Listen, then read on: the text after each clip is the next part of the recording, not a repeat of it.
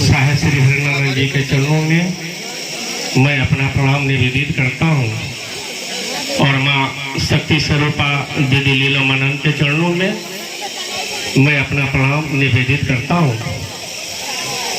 और यह स्थान सकरा नाम से जो प्रसिद्ध है, यह पर माता भगवती के मंदिर भी है जो सुशोभित कर रहा है। आप तमाम भाई बहन जो दूर दराज से आए हुए हैं, सबको मैं अपना प्रणाम निवेदित करता हूँ। क्या करा होता गाँव के लोग करा होता कि मैं यहाँ पर देख रहा हूँ, इस सब वही करा दिला। यह आप लोगों के समझ में है, यह आप लोगों के समझ में है कि यह एक आध्यात्मिक आयोजन है। यह एक आध्यात्मिक आयोजन है। यहाँ पर साहेब हरिनारायण जी के बताए हुए मार्ग पर चलते हुए हम सभी विशेष परिवार को उनके आज्ञा का पालन करना हम सबों के जीवन में बहुत है।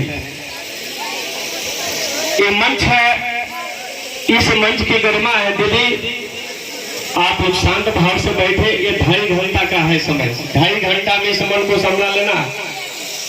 यह एक आध्यात्मिक मंच है, इसकी गरिमा है, इसकी मर्यादा है। इस मन से भाव मिलता है। इस मन से आदमी के अंदर अगर समझ नहीं है, विचार उस गुरु के तरफ नहीं है, यदि आपका मन अगर गुरु के क्षेत्र में है, आपके अंदर विचार है उस ईश्वर से मिलने का, अपना प्रणाम निवेदित करने का, तो इसका एक रख रखाव विधि व्यवस्था चाहिए। ये मंच है, इस मंच के आगे बैठना चाहिए ताकि आपका ध्यान इस मंच के तरफ हो, ताकि विभिन्न गुरु भाई लोग यहाँ पर आएंगे। यहाँ पर तमाशा करने के उद्देश्य से हम लोग नहीं आए। कोई साधु बाबा महात्मा तो हम लोग नहीं है, गिरवा वस्त्र धारण करने वाला यहाँ पर हम लोग नहीं है, ये माला पहनने वाले वेद पुराण शास्त्र के ज्ञाता हम लोग नहीं है। एक जो बोल रहा है आपका भाई है, और जो तमाम बैठे हुए हमारी दीदी है वो हमारी बहना है, और एक सौभाग्य है। क्योंकि सूचना बाकी बीच में पानी मत पियाई लो, इससे कि गुरु के चर्चा होता, होकर बाद भजन हो तो खुदे कहे कि पानी पियावल जाओ, अभी रोक दिलो पानी, भजन हो तो ओकरा पानी चढ़ावल जाओ।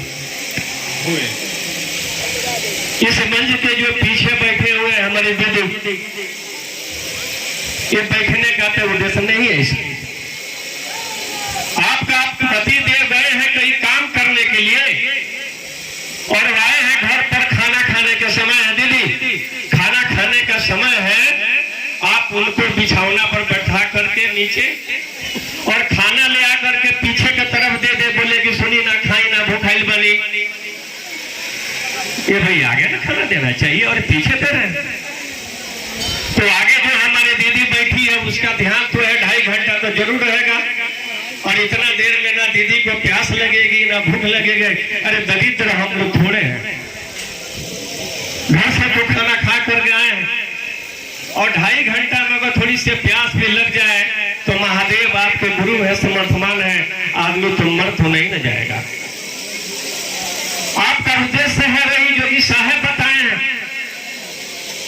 आज विचार उसी पर होगी, आज समझ उसी के माध्यम से यहाँ पर होना चाहिए, क्योंकि भीड़ बहुत ज्यादा है। ये भाषण देने का नेताओं का मंच नहीं है, एक आध्यात्मिक मंच है। और आप यहाँ पर आए हैं, यहाँ पर क्या करने के लिए आप लोग आए हैं? घर छोड़ करके इतनी संख्या में आप यहाँ पर बैठे हुए हैं, इसका उद्देश्य क्या है? इसका कारण क्या है? क्या हुआ है भाई? हमारी कोई चीज भूली हुई है जिसे ढूंढने के लिए हम आए हैं? क्या हमारा बटुआ कहीं गिर गया है, यहाँ पर मिलने के उद्देश्य से हम लोग आए हैं? क्या कोई केस मुकदमा का यहाँ पर फैसला होने वाला है, उसके लिए हम आए हैं? ये जी बहुत, इस शरीर में दुख है, हम सुख की कामना करने के लिए आप यहाँ पर आए हैं कि हमारे जीवन में दुख नहीं हो, हमारे जीवन में सुख ही सुख हो।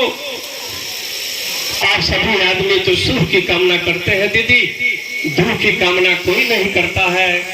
जैसे मौत का कोई शरीर नहीं होता है, उसे हमारे गुरु का कोई शरीर नहीं होता है। अति सूक्ष्म सूक्ष्मादि परम चेतना, उस ईश्वर का ऋषि भाव है जो यहाँ पर बोल रहा है। ईश्वर अंश, ईश्वर जो बोल रहा है, ईश्वर अंश यानी उस महादेव का अंश, जीव जो जीव है अंदर, अविनाशी जो हमारे और आपके मन में जो बसा है अविनाशी तत्व, वो बोल रहा है। ये मैं नहीं बोल रहा हूँ। 25 किलोमीटर 20 किलोमीटर से ललन जी का फोन गया, विभिन्न भाई दीदी सबका फोन, रास्ता में जो हम लोग चले तो प्रणाम करते हुए आए भाई।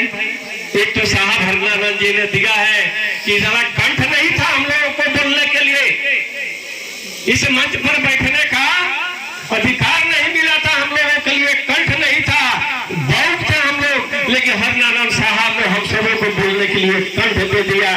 नीलकंठ होते हुए भी आप तमाम विभिन्न भाई बहनों को कंठ देने का काम साहब श्री हरनानंद जी ने दिया।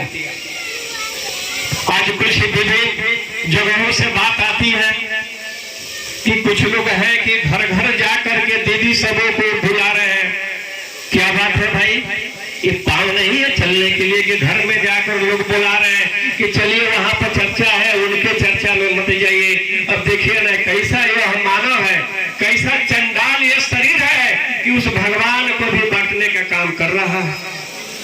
अरे द्वापर त्रेता की बात सब लोग करते हैं, वहां भी असुरों को तमाशा होता था, लेकिन देवताओं के कहने पर सब के सब वो सब आदमी मानने के लिए तैयार हो जाता था। लेकिन ये शरीर रूपी ये कालखंड में ये जो राक्षस है, राक्षस प्रवृत्ति है जो कि हटने का काम नहीं ले रहा है। हम भगवान को दोष दे रहे हैं, हम महादेव को दोष दे रहे हैं। हरनानंद जी के क्या है, रांची में कुछ नहीं है। अरे रांची में क्या नहीं है, वो आध्यात्मिक भूमि है, अमलोरी में नहीं है। अरे अमलोरी में, अरे हम सब चले उस धरती को देखे, हम लोग चले अमलोरी, उस धरती को देखे, हम लोग चले अमलोरी, उस जगह को देखे, उस जगह को बारंबार प्रणाम करें जहां पर हम सबों के प्राणों से प्रिय साहेब श्री हरनानंद जी का जन्म हुआ। अब बताइए वहां पर जाने के लिए कौन रोक रहा है भाई? आप उनके बहकावे में आप जा रहे हैं, आ रहे हैं, नहीं जा रहे हैं, ये किसकी दया? क्या दया हो सकती है? दया के लिए क्या करना है आपको? 3 सूत्र ही साधन मिला है।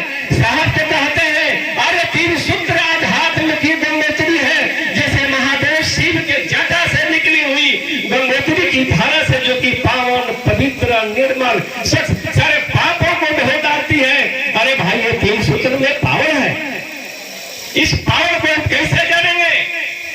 इस पावर को अपने जीवन में कैसे उतारेंगे? समझ नहीं है। समझ के लिए हम लोग आते हैं विभिन्न गुरु भाइयों के माध्यम से, यहाँ सीखने को मिलता है। आप जानते हुए भी यदि आप गलत चीज को अपना रही है, ये गुरु का दोष नहीं है, ये साहब का दोष नहीं है। साहब तो इतना भी कह दिए अरे 3 सूत्र के पालन करो, ये 3 सूत्र में सारी ब्रह्मांडी शक्ति है, जो तुम्हें चाहिए वो मिल सकता है। ये 3 सूत्र के माध्यम से हम तो वही जा रहे हैं। फिर वही कथा कहानी है कि मंदिर में जा करके वहां पर भगवान को पूज रहे हैं। एक व्यक्ति ने कहा कि साहब शरीर में नहीं है तो हम लोगों को रास्ता कौन बताएगा? अरे भाई एक बार तो साहब बता दिए, एक बार साहब बता दिए कि साहब शरीर में नहीं, हम लोगों को रास्ता कौन बताएगा? मरने के दिन तक रास्ता खोजिएगा। आज एक बार रास्ता आपको मार्ग बता दिया गया है सदगुरु से आपका संबंध जुड़ने के लिए। आप मंदिर में जाते हैं तो क्या महादेव त्रिशूल लेके वहां पर खड़े हैं क्या? आप मंदिर में जाते हैं तो डमरू बजाते हुए महादेव आपको दिखते हैं। अशरीरी सत्ता हुए भी ये बहुत भारी सत्ता है, प्रबल सत्ता है। उस सत्ता से कोई बड़ा सत्ता हो नहीं सकता है, जिसको हम और आप कहते हैं कि शिव की सत्ता। और एक बात है कि गुरु की सत्ता अर्थात शिव की सत्ता, यानी वही शिव है जो कि घर के आंगन के हमारे बाबा है, जो कि घर के आंगन में उनको हम लोग भजन के माध्यम से, हमारी बहना जो यहाँ पर है वो सब गाती है कि गाय के गोबरा महादेव अंगना लिपाई। भाई हम तो छोटे थे, दादी के शब्दों से हम लोगों ने सुना है, माँ गाती थी वो सुना है, लेकिन हम लोगों को हमें तो पता नहीं था। अरे बाप रे, एक महामानव सारे विश्व को 3 सूत्र के धागों में आज बांधने का कुछ काम कर रहे हैं। अरे दया तो बरस रही है, दया कहाँ नहीं बरस रही है, लेकिन दया वहां बरस रही है ताकि आपके मन समझने की दिशा में है, आपका मन समझ जाए, आपके विचार में सदगुरु आ जाए। हर एक भाई बहन के दिल में साहब दिल को उतार देना है, यही दृढ़ संकल्प है, यही हमारी है, यही संदेश है कि साहब हर एक आदमी के दिल के धड़कन बन जाए, शिव हमारे गुरु हो जाए, हम सब शिव के शिष्य हो जाए। कथा उपनिषद सब में लीला है, जगत गुरु तुभ्यम आदि गुरु शिव। रामचरितमानस में तो बाबा तुलसीदास भी वर्णन मिलता है, लिखते लिखते गए और एक बाइक वहां पर उसका कलम ठक हो जाता है। तब एक याद बात तो है कि अरे भाई मेरा लेखनी बंद क्यों हो गई, कहाँ पर अनुभूति आती है जगत गुरु शिव की तरफ से कि तुम त्रिभुवन गुरु वेद बखाना भाई, तुम त्रिभुवन गुरु वेद बखाना, अरे तुम त्रिभुवन तिरी नेत्रधारी हो, 3 लोक के मालिक हो, अति सूक्ष्म सूक्ष्मादि परम चेतना में जो हमारे और आपके दिल में जो धड़कन है, जो धड़क रही है, जो विचारों में औरों तक यह समाज संप्रेषित होने की कला सिखा रही है, वही गुरु की दया। दया आप देख रहे हैं, दया बरस रही है, आपका ठेवना का दर्द ठीक